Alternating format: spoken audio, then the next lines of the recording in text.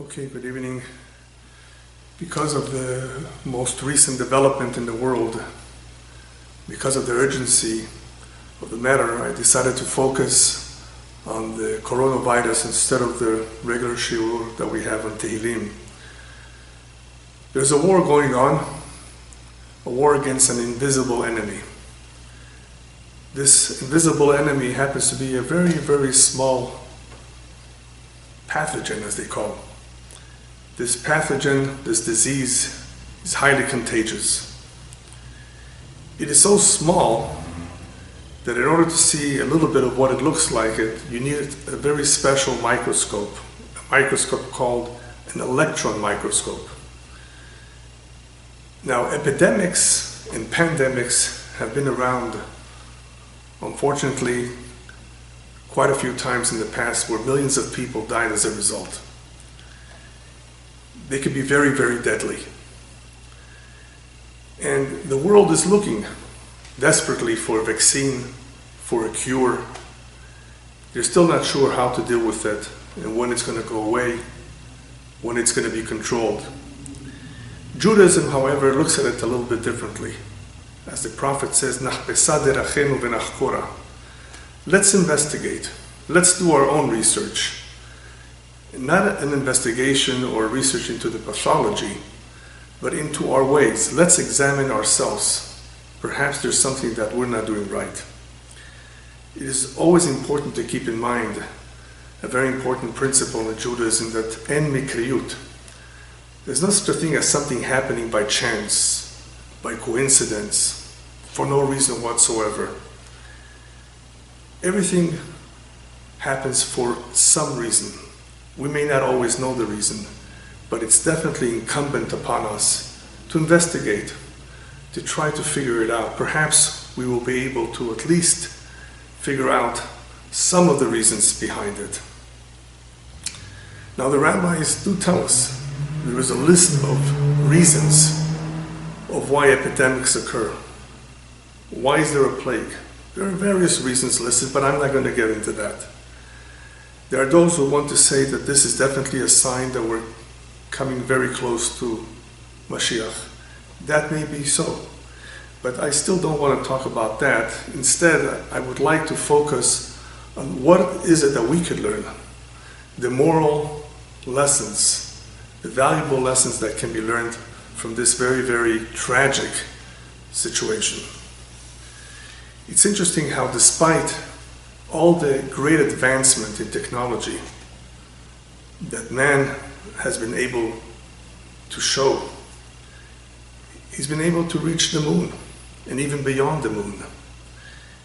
Suddenly, this man who has achieved so much in technology appears vulnerable. Suddenly, he's panicking. He has to follow instructions. He's afraid for his life. What's interesting about this whole situation is, look how great powers, the greatest of them all, the United States, China, these great powers are being humbled. Great economies are being paralyzed. Man's confidence and pride has been shaken to the core. In order to be able to begin to figure this out, Judaism puts an emphasis on looking at the name. How is this being described? What is it called? Interesting how it is called corona, because it has a little bit of that kind of an appearance under the microscope.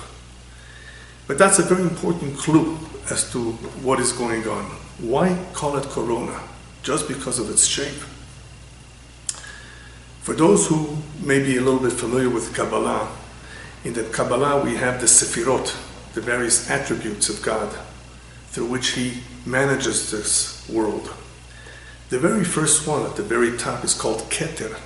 It's called a crown. Yes, the corona, a crown.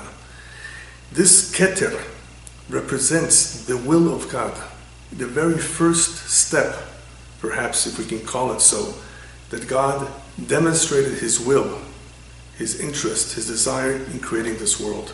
It is the very beginning of everything. It's interesting how, if you look at the numerical value of Keter, it's 620 in Hebrew. What's 620? 620 represents the 613 commandments that Jews need to observe, plus the 7 Noahide laws. Perhaps there's some connection to the commandments, perhaps there's some link to God's instructions, perhaps we haven't been following His instructions. It's all about following instructions these days. Which instructions? What about God's instructions? The Kabbalah teaches that if the Keter is damaged, the crown of God is damaged, then that same word Keter, if you switch the letters a little bit, it becomes Karet. Karet means death. It means to be cut off. If the crown of God is damaged, God forbid, there can be death.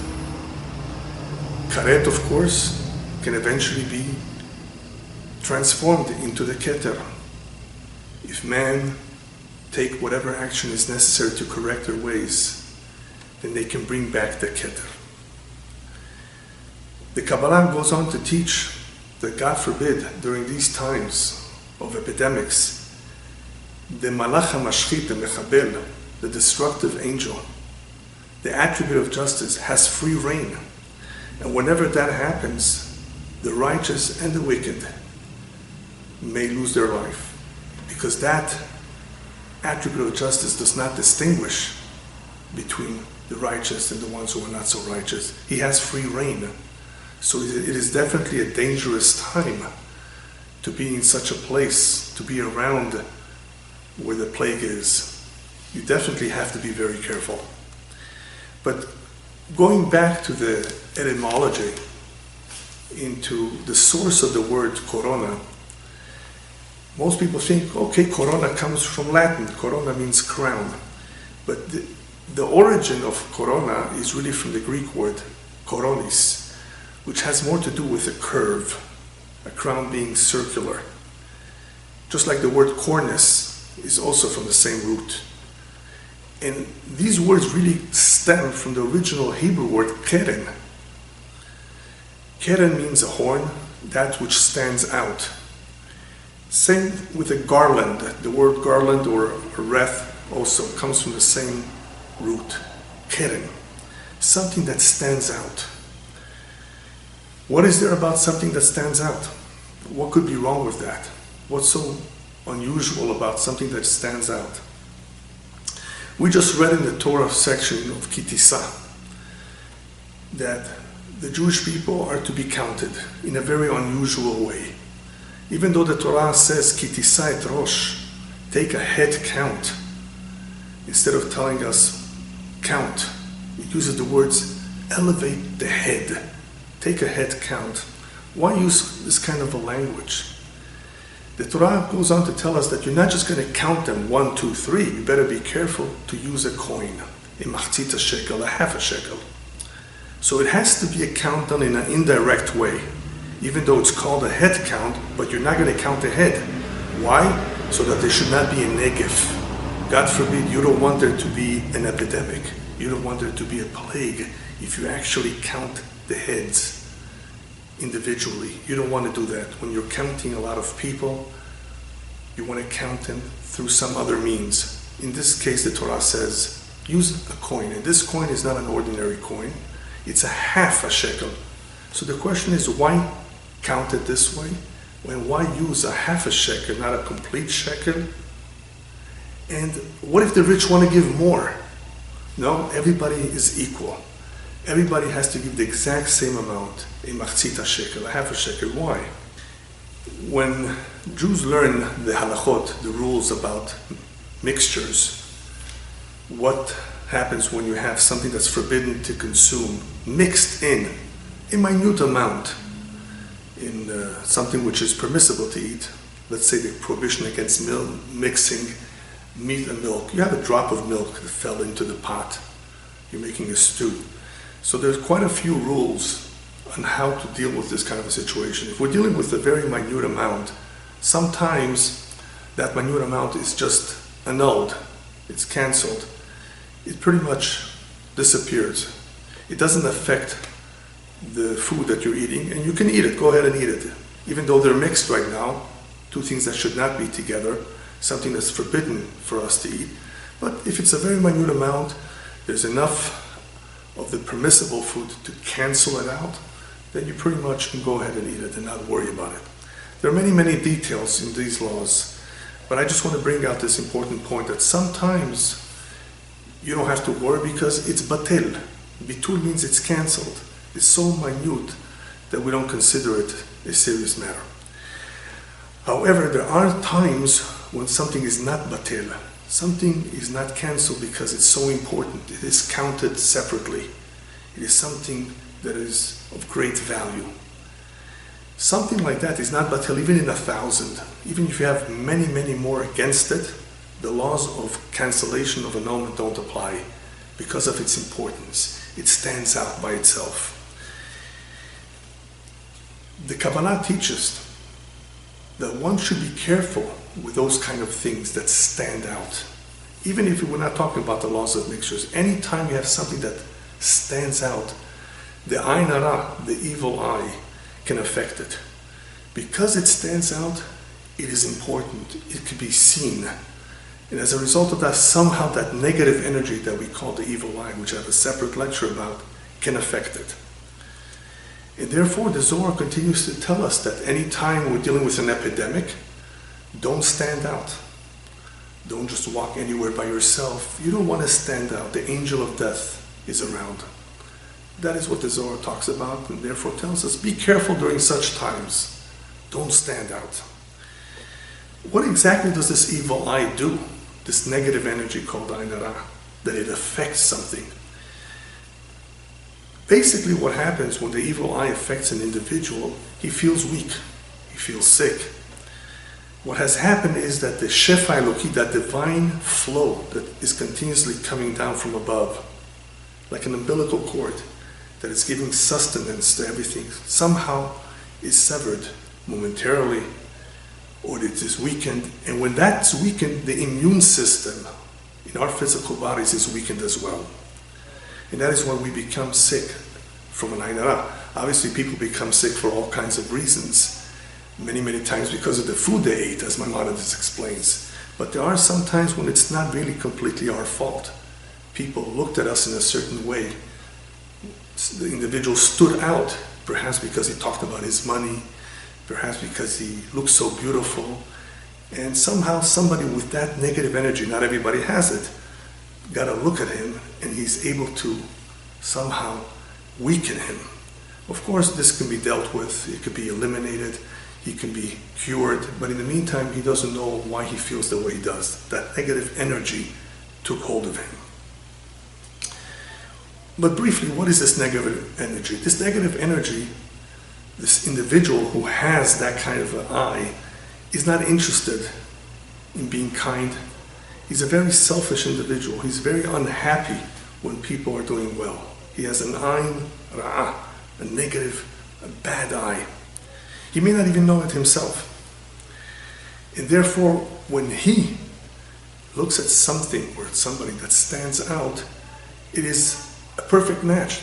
That something is standing out, feeling so important, feeling so good about itself, and here's someone who cares more about himself than about someone else.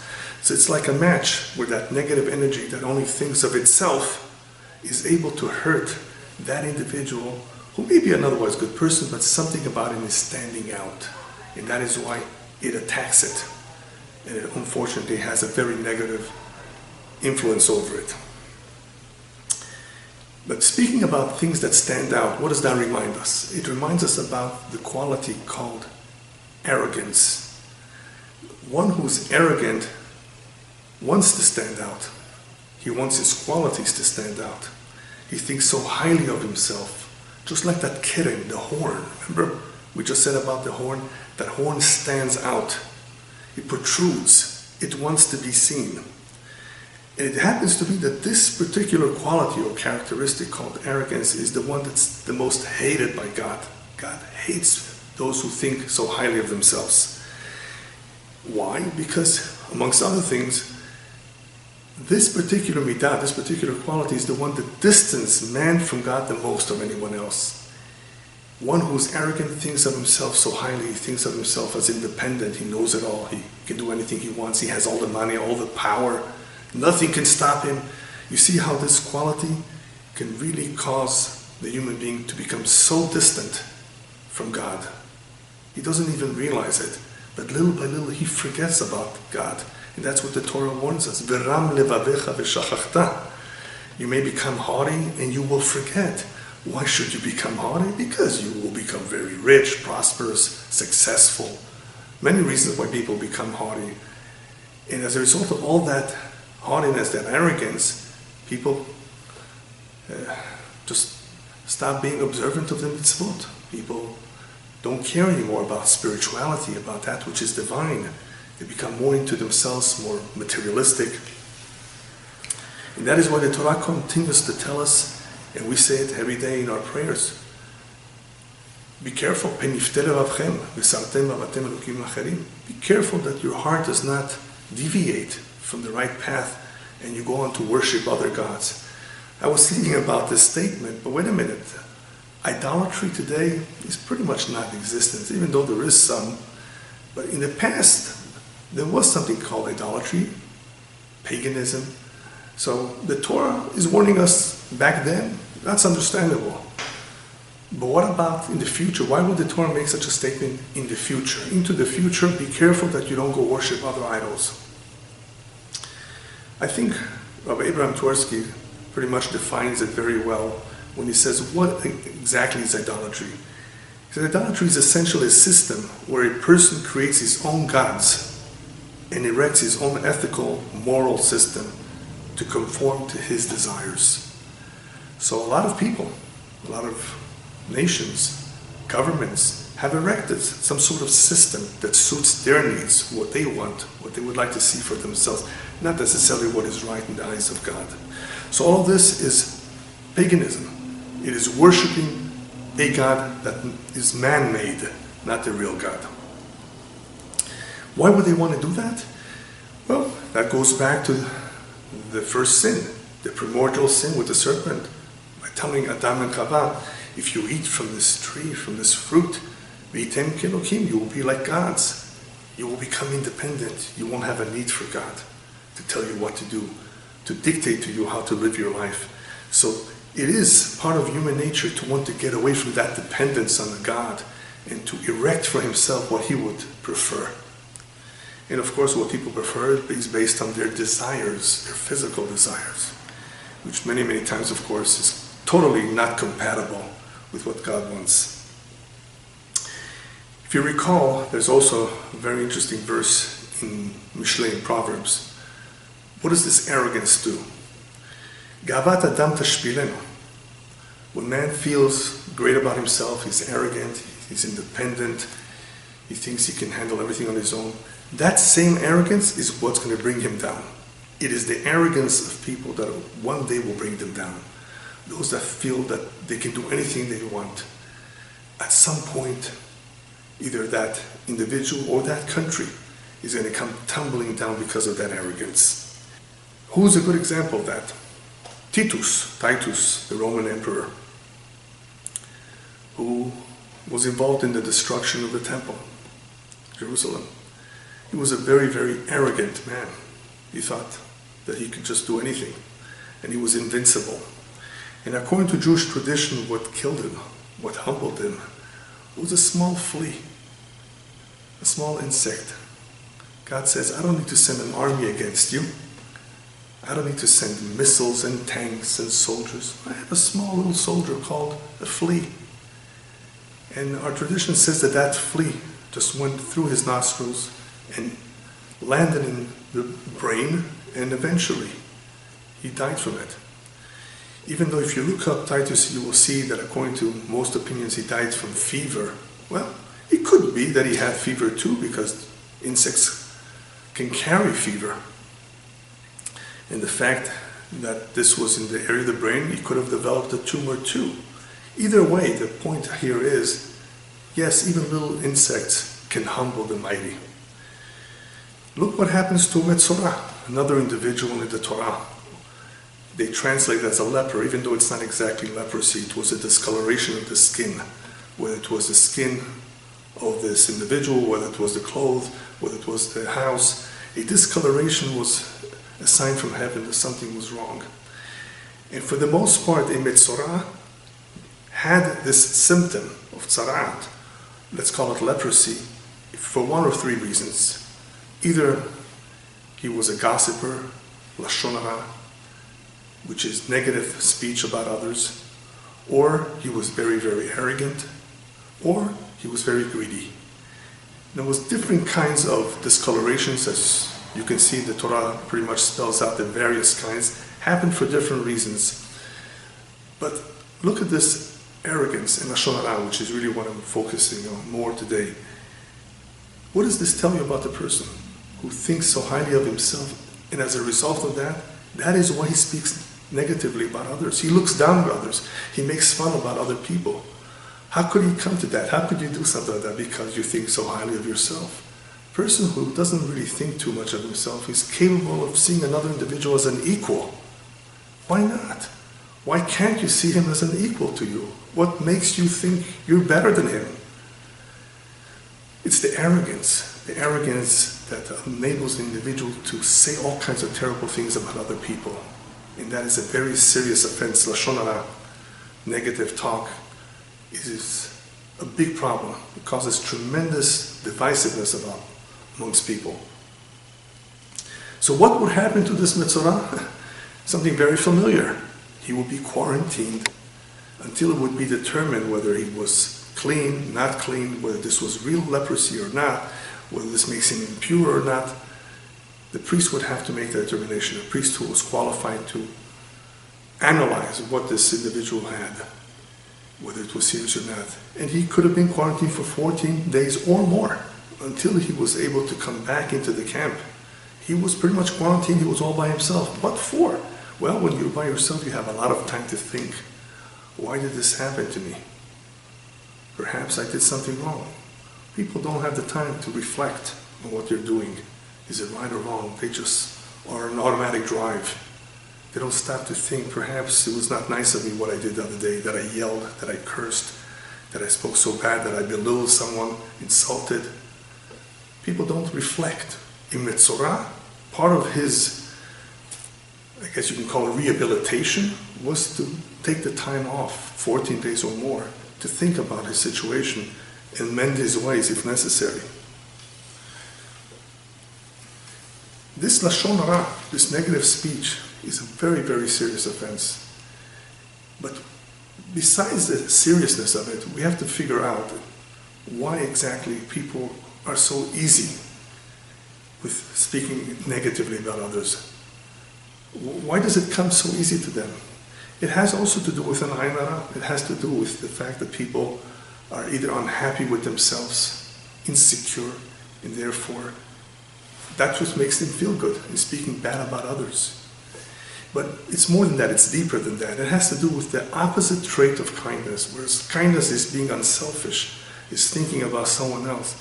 One who is involved in speaking bad about others is really only thinking about himself, only focused on himself. But this is a negative koach, a negative force, the opposite of kindness.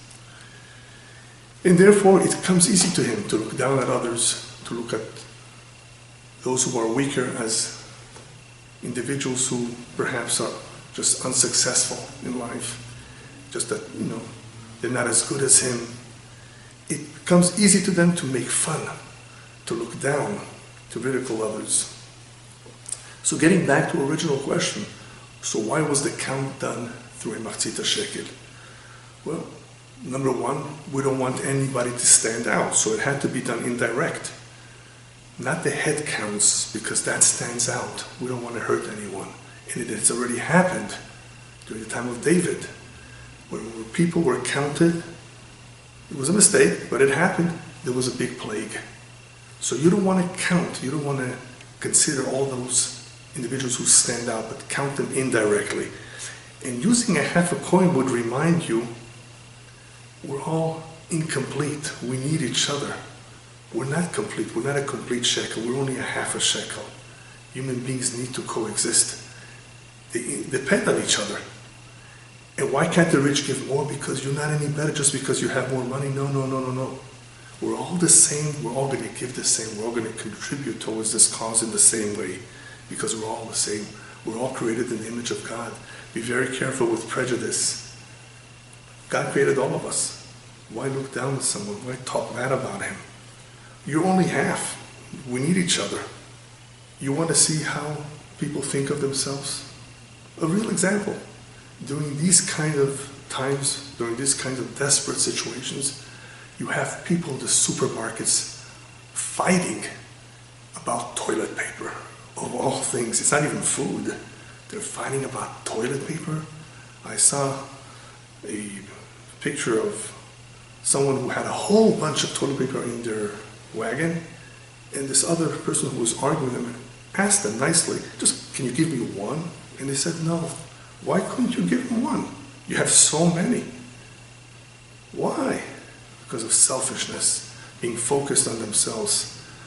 And that is why the rabbis tell us metzorah, the word metzorah in Hebrew, really is composed of the word tsarut ayin, a narrow eye. Narrow meaning they only see themselves, they don't see anybody else. But he's a human being too.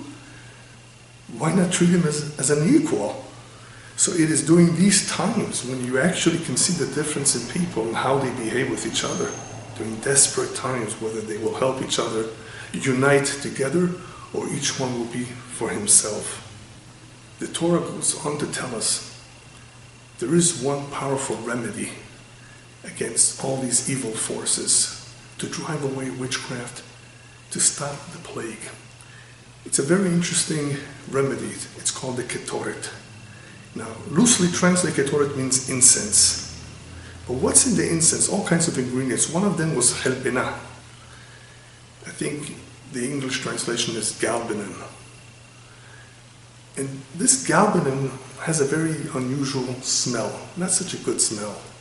The rabbis tell us that this represents those individuals amongst us who may not be so good, who may not be so spiritual, who perhaps did not behave themselves. No, when it comes to prayer, you want to be with them, you want to bring them close, you want to inspire them, you want to teach them, you want to be united, even with them, if at all possible.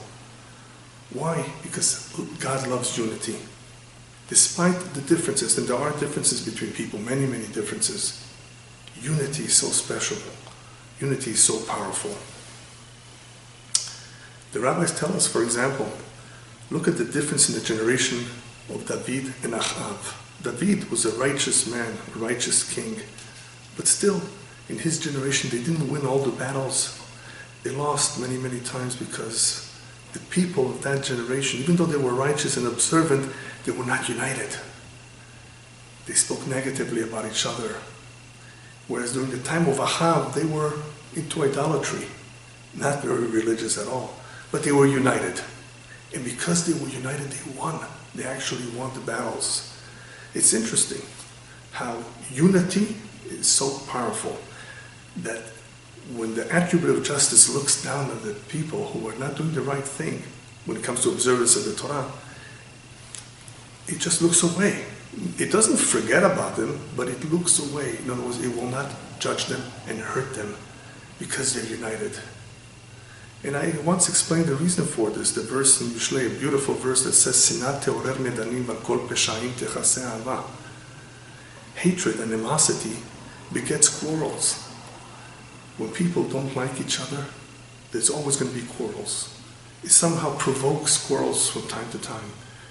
But if you have love, it covers up the faults. It doesn't look at the faults. It ignores them. It puts them aside. When there's love, there's unity, God says, I will look away for now. I will not point at their faults. I will not accuse them. Look at the power of unity. So it is that power of unity that we put into the Ketoret that drives away all that impurity or all that punishment, that plague. So now let's look at the world scene. The world is united, yes, in fighting this common enemy. how special it would be if they would be united for other causes all the time. How much power they would really have. Man's power lies in the unity, uniting all the forces. Everyone has something to contribute. If that would be something that we would emphasize, it would make God proud of us. We would accomplish so much more. Yes, this disease is a common enemy to all mankind, but there's a more powerful enemy that is really the greatest enemy of all. The enemy that we should all be fighting at all times, and that is the Yetzer Hara, the evil inclination. That is the enemy that, unfortunately, not too many people are interested in fighting. They're actually befriending him, going along with him, and doing all what he wants them to do. So now we have to figure out what is there that we can do to heal ourselves. Is there anything that we can do? In order to answer this question, I'm going to ask another question. It is very interesting that right after the Jewish people received the Torah, they were very much praised when they were so willing. They said, Na'aseh v'nishma, God, yes, we will go ahead and fulfill everything that you ask of us to do. We will observe the mitzvot. We will follow what it says. We will comply with the words. We take it upon ourselves and upon our children to do your word. It's interesting how not too much after that, not too much longer after that, they fell. They fell very, very low when they worshipped the golden calf. How could this happen so quickly? That question perhaps we'll deal with another time. But the fact that they fell is obvious. They lost so much. They committed a terrible sin. They heard the voice of God. They saw incredible miracles to go worship this idol, which was against, of course, the Torah. It was something very, very bad. My question, therefore, was, since this is such a terrible fall, such a terrible mistake, why did God let this happen? It was really a miscalculation. God could have prevented it. He could have sent Moses down right away. Because according to those who worshiped the golden calf, he was late. All right, God, you know that this is about to happen. Why not prevent it? Why let them sink so low? There's a famous saying, the rabbis tell us, the Shakadosh Baruch Hu Makdim Refuah Lemakah. Before the onset of a disease, the cure already exists. The cure exists before the onset of the disease? Yes. Why should the refuah, why should the cure be there before? Once there's a disease, go find the cure. Why does God have to create the cure before the disease? The reason for this is because God knows what's going to be in the future. In the future, human beings will fall repeatedly, many, many times. And as a result of that, they may come to the biggest fall of all. What's the biggest fall of all? Not the sin itself, but Yu'ush, despair. People will feel, well, I've fallen so low, I've sank so low, I have no chance to come out of this. That's it, I'm a sinner, I committed all these terrible wrongs, there's no way for me to come out of this. That's the biggest fall. That despair. Don't despair, never despair. The refuah, therefore, the cure that has been around even before the potential of sin, is called teshuvah, it's called repentance. Hashem says, I have already prepared this because I created you.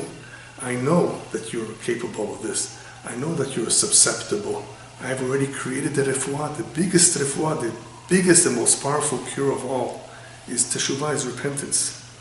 Be careful not to despair, not to feel bad. Be hopeful, be happy, because God is on your side. He loves you, and He wants you to take the first step, and He'll help you with all the other steps that you still need to take. But you take the first one. But that will not happen so easily if you despair. So don't despair. So this incident of the golden calf was an example of falling so low, but still being given the opportunity to correct it and not to despair. That is why you find many, many times the prophets calling to the Jewish people, return, return, return, return, even though you've done so much wrong. Never give up hope, never despair. You can always do a U-turn and come right back. But in order to be able to avail yourself and to use this cure, this very powerful remedy called teshuvah, repentance, one has to have a good doses of anava, of humility. Look at the red heifer. A very interesting command, the red heifer. But what happens to that red heifer? It's burned to ashes. It's the ashes that's used to drive away the impurity. Ashes represents humility. It is the power of humility that can bring one to understand that this is the right thing for him to do, is to return to God, to do teshuvah. Without that humility, he would never think of doing something like this. He would never even stop for a moment to think perhaps that he did something wrong, and the more so to take action to fix it. You need humility, otherwise you can offer someone the best remedy. If he's arrogant, he doesn't think he made a mistake, he's wrong, he's never going to take that medication. What humility will do, one of the first things that humility will enable the person to do is something very special, and that's called HaMitpalel al Chavero.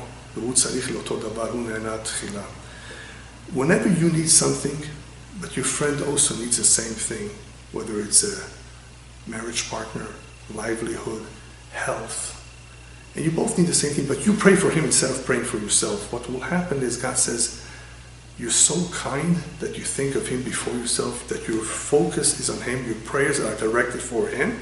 I will answer your prayer first if you need the exact same thing. That's an incredible thing to do, to think of someone else. You need the exact same thing, but your focus, your prayer, your attention is on someone else. How could someone have this kind of an attitude? Only because he's somewhat humble. He therefore treats another individual as an equal. And therefore he's capable of praying for him. That's kindness, the opposite of selfishness. Humbleness will enable one to see his faults. And when you see your faults, you're not going to focus on somebody else's faults. You're not going to talk bad about him. In order to help people who have this weakness of lashon hara, of talking negatively about others, the first thing is train yourself to be just a little bit more humble. Besides learning all the laws of what you can say and not say, besides all of that, be a little bit humbler. Realize that no one is perfect. If anything, look at your faults, and then you will see that perhaps he's even better than you. So humbleness will help us greatly control, hopefully, the lashon hara, the negative speech. Humbleness will also help us with unity. Humbleness will also help us bond with God. And the reason why this is so important, the bond with God, is because when we go to the doctor, which sometimes we need to do, we sometimes forget that the real doctor, the real boss is God. So he's the one that ultimately does wonders, miracles, where doctors, human beings, as good as they may be, cannot do. So we always have to turn to him in the end. There's a very cute story about an individual who apparently was very ill and went to consult with his rabbi what to do. He should perhaps give him a blessing. He was in great need of a cure. And the rabbi told him, listen, you need to go speak to the professor in the city of Anipoli. The city of Anipoli was far away, but he was willing to undertake this trip to go see the professor. And the professor meant in those days the head doctor, the main doctor. He arrives at the town and he sees that this is not such a big city.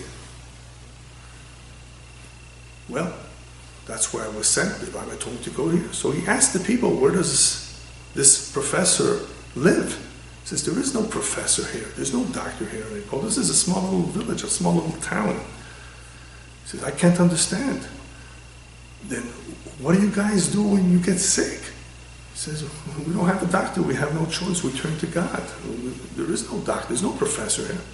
So he went back to his rabbi. He was disappointed. Rabbi, you made me take this long trip to this place. They don't even have one doctor. So the rabbi looks at him and says, come on, don't be such a fool. Did you ask them what they do when they get sick? And he says, yes, they just turn to God. He says, that's exactly what I wanted you to do. That is what you need to learn. not to depend just on human beings, is to ultimately remember He's the one that gave you life to begin with. Don't you owe Him a thank you? Don't you ever pray to Him? Why don't you ask Him, turn to Him? He can do it all. What I think is a good thing to do at this time, during this very, very serious epidemic, is to read chapter 91 in Tehillim. That particular chapter is very, very focused on these type of things. 91, Tzadik Aleph. It's also a good idea to focus more on the blessings that we make, especially Asher Yatzar. Jews make a special blessing when we come out of the bathroom, where we thank God and appreciate the fact that the plumbing is functioning. A lot of people are on dialysis. A lot of people have all kinds of problems.